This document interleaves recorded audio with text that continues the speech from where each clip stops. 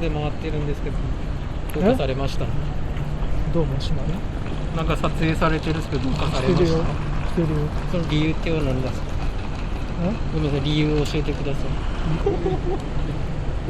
終わりも。終わり終わり。教えてよ名前。自分の顔でも映してよ。バカが。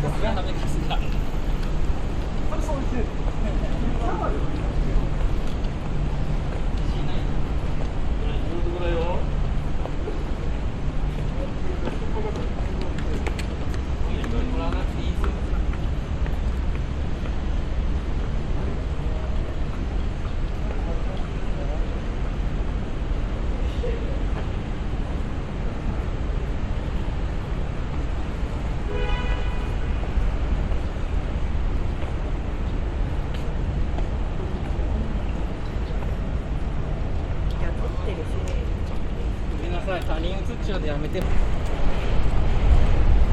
じゃあ1個だけ言っとくわ。言わなくていいよ。まあいいや。絡まないね。だから撮影した撮れない、自分の顔撮るよ。自分の顔撮ったらいいじゃん。自分の顔撮るよ。あなたの顔撮ればいいんじゃないの？後ろ撮ってるか。撮ってあげようか。おい仕事しろ、真面目に。え？真面目に仕事しろ。自分の顔映せ。真面目に仕事しろ。どんどんねえだろ、自分の顔出す。おい真面目に仕事しろ。監視してるからな。